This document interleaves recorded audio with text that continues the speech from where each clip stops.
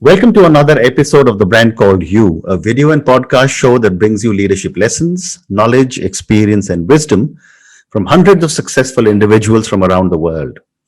Today, it's my privilege to welcome a very accomplished young person, Justin Jesudas. Justin, welcome to the show. Thank you, Ashutosh. Very happy to be here, be part of this podcast. Thank you so much for having me here. Thank you. Justin is the CEO of the Spinal Foundation. He has been working on disability inclusion at the workplace. He's worked with Cognizant Technology Solutions. He has been a part of the International Paralympic Committee. He's a para-athlete in swimming, rifle shooting, and he has won swimming golds in the Para-Asian Games at Jakarta, Glasgow, and Toronto.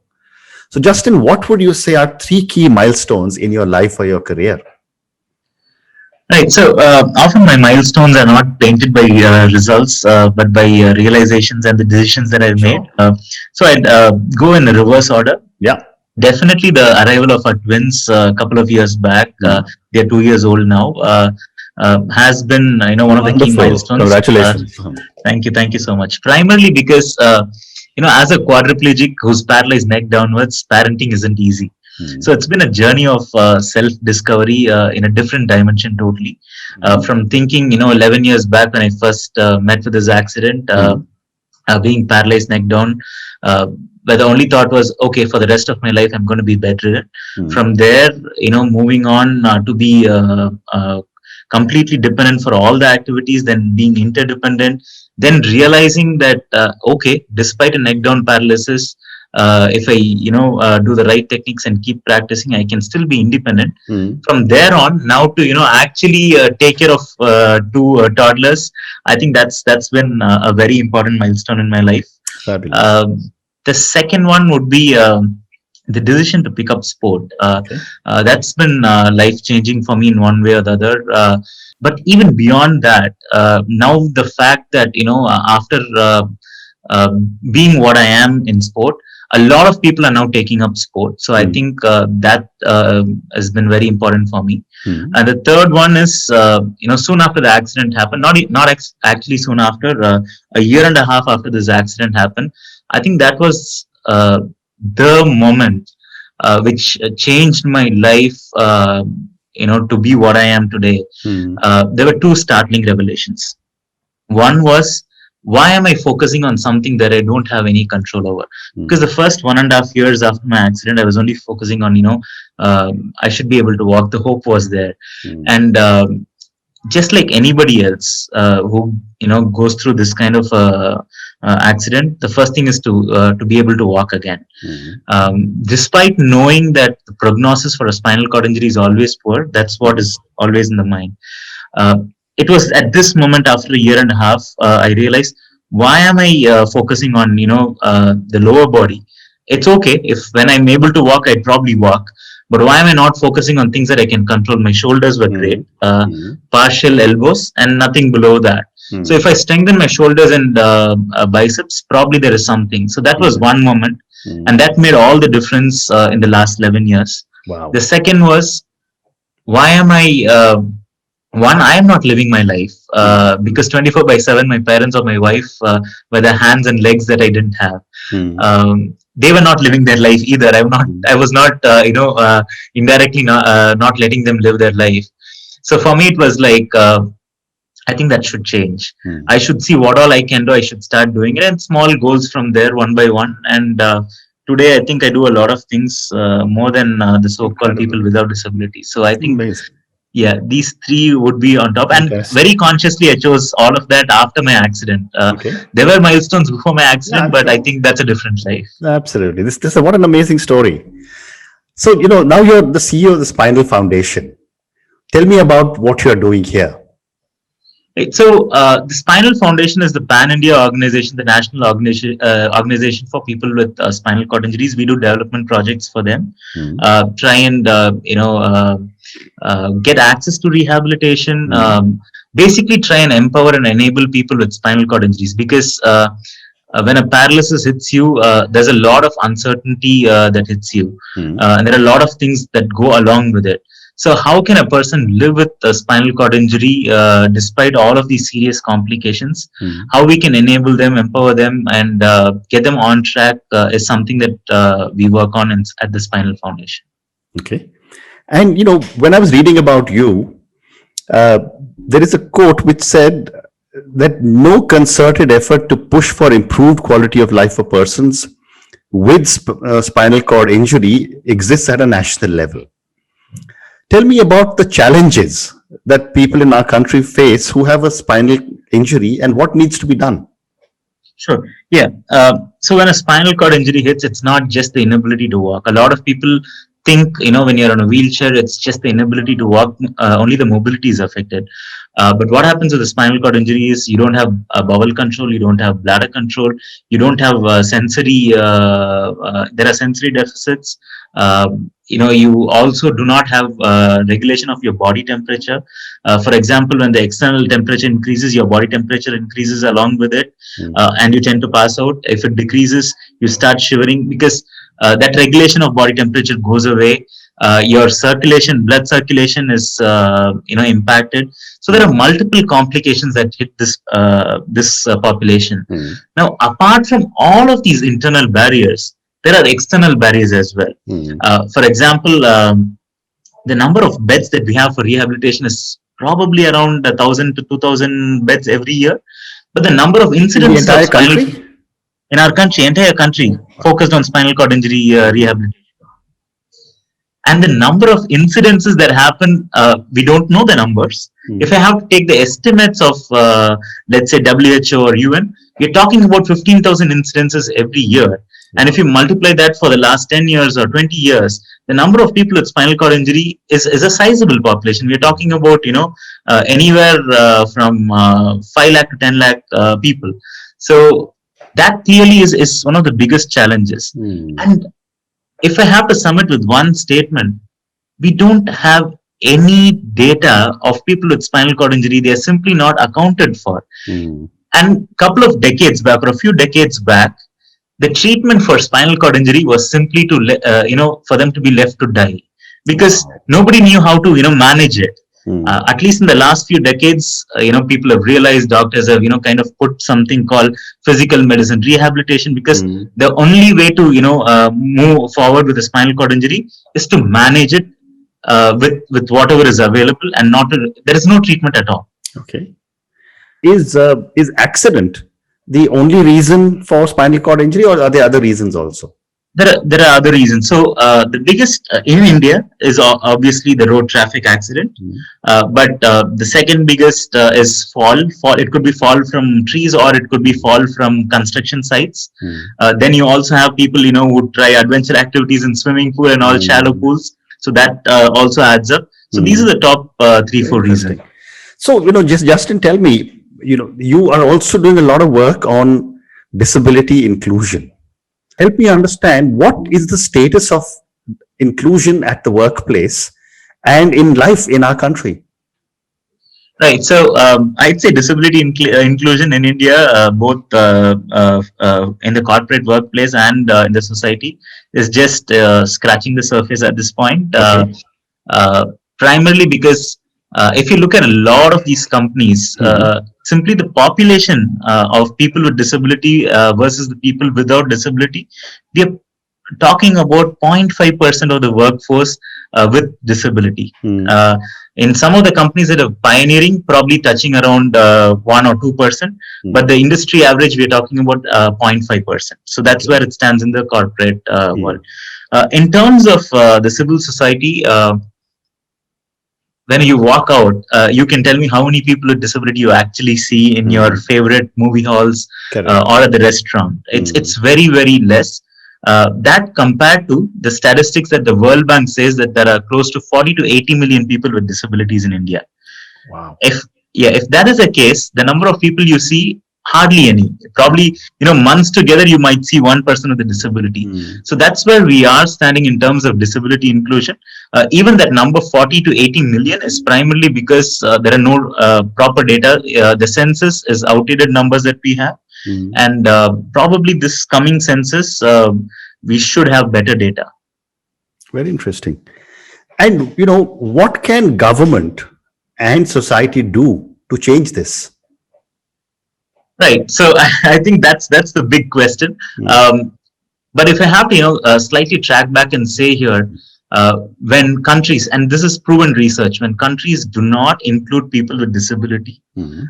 the economy loses 5 to 7% of its GDP. Correct. Now, in the Indian context, if we do a rough calculation, we're talking about $100 billion being lost Hmm. year on year because we are not including people with disabilities. Hmm.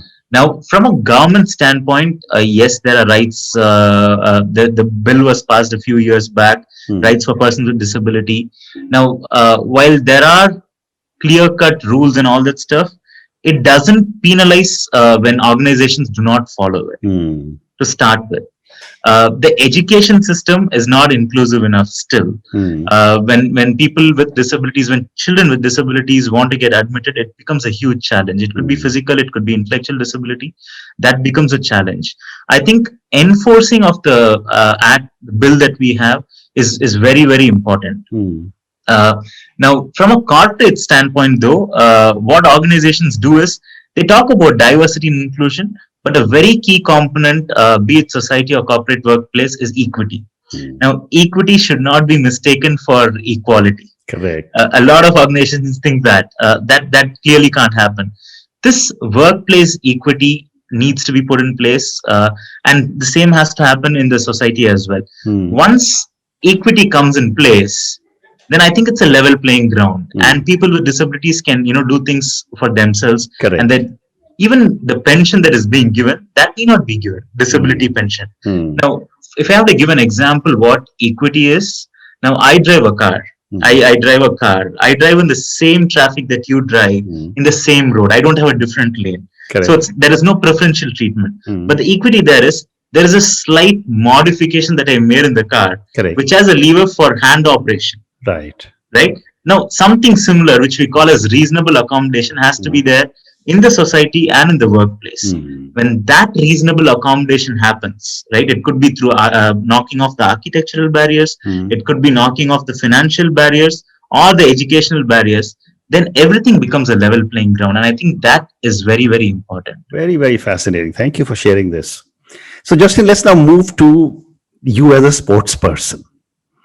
When you were talking about your milestones, you said that one of your milestones that you decided to embrace sports. First, tell me about that journey, and then we'll talk about all your gold medals. Sure. See, I wanted to pick up basically sport to be physically active initially, in the initial days. And I started with wheelchair basketball because I played basketball before that. Hmm.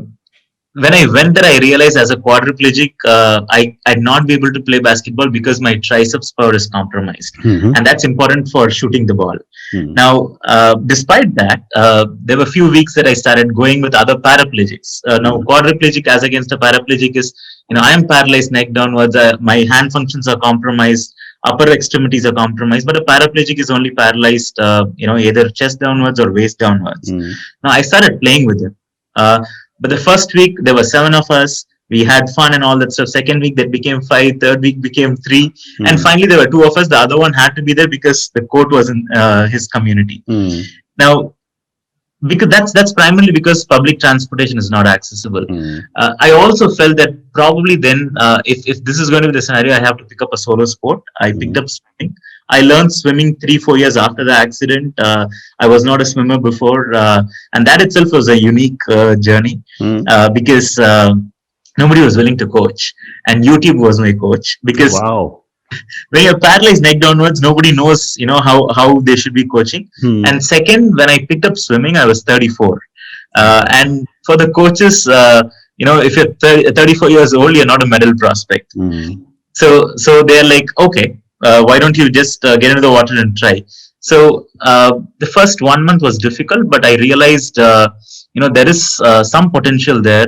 3-4 months down, I was easily swimming about 700-800 meters in the swimming pool in the center lanes because I didn't want to be distracted. Hmm. But beyond winning all these medals, and I'd probably say I'm a part-time sports person. Mhm. I wouldn't even say I'd been fully involved because when I compare myself with other elite athletes, that's full time for them. And for me, I had a full time work, family stuff. Beyond that, taking care of my own stuff because of the disability, personal care, and all that stuff. So if I have to ask myself, did I reap were the output good enough for the input that I put? I'd say it was overwhelming for me because for the little time that I actually invested in sport.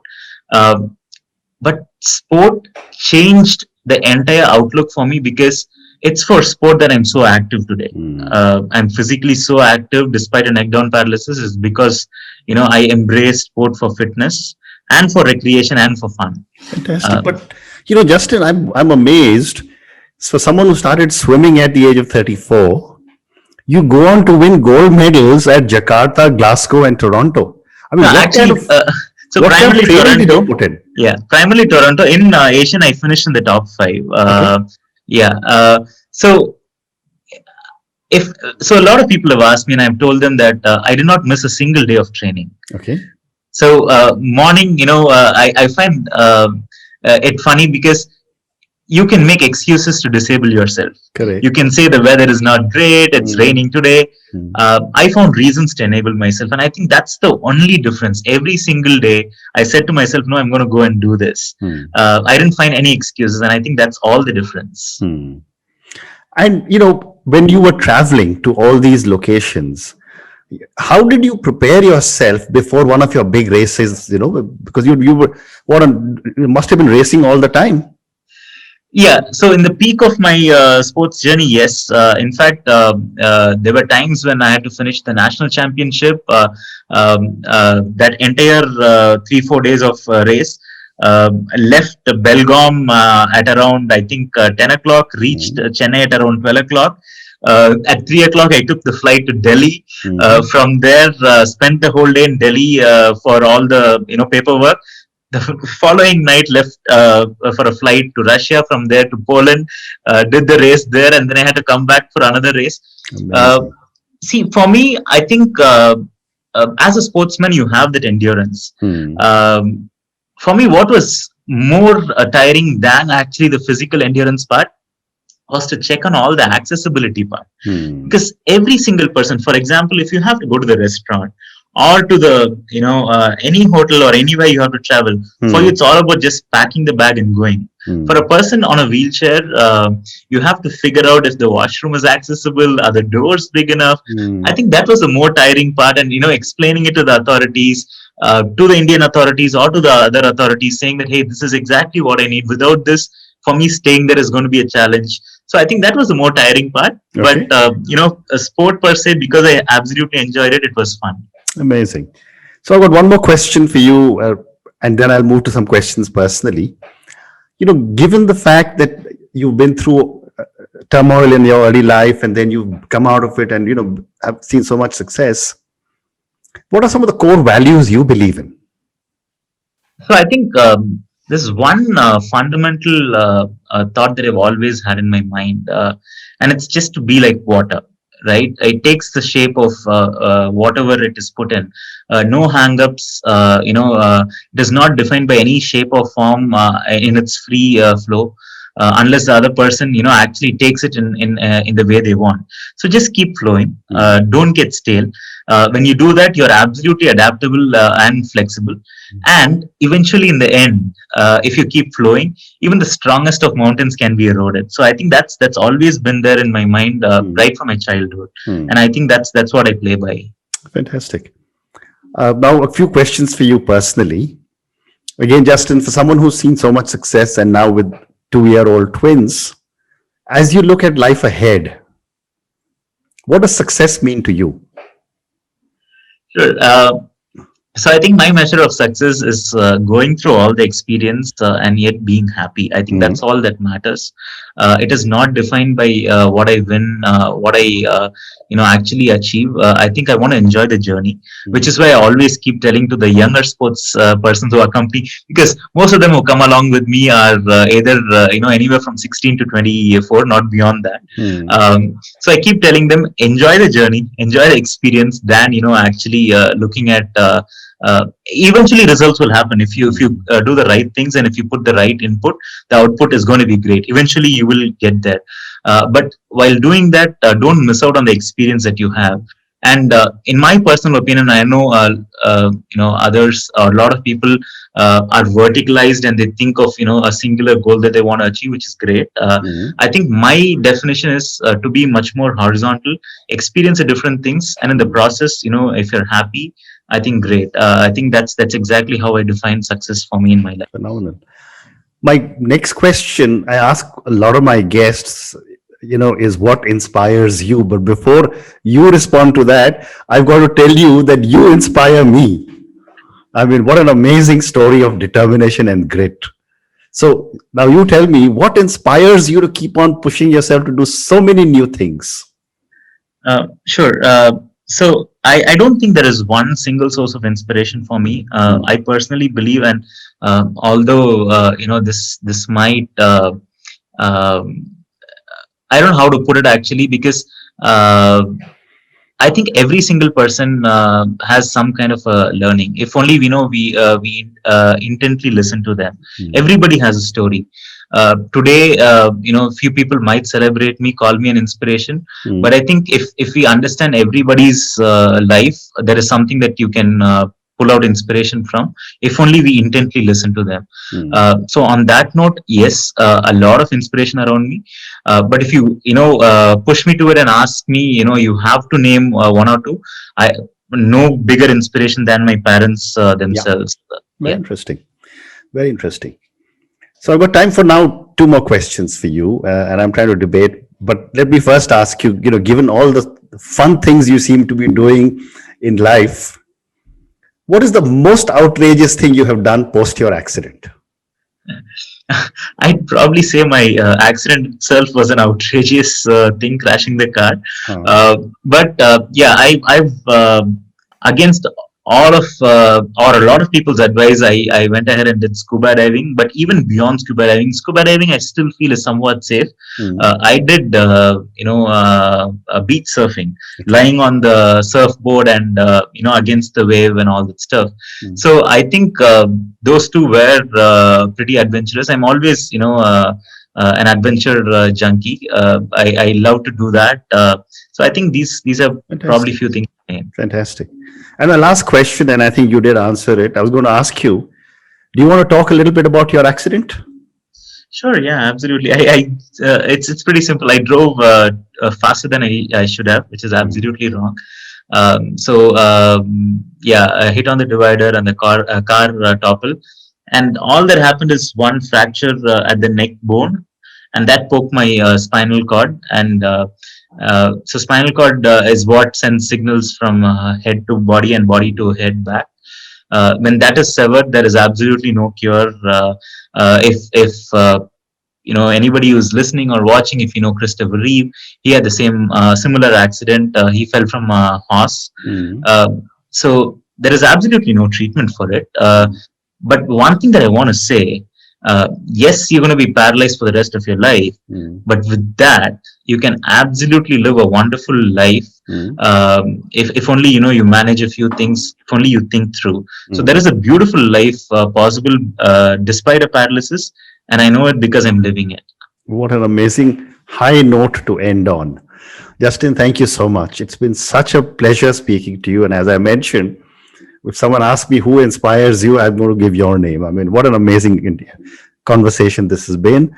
I wish you lots and lots of success in whatever you're doing. Thank you again. Thank you so much. Thanks for having me here again. Thank you.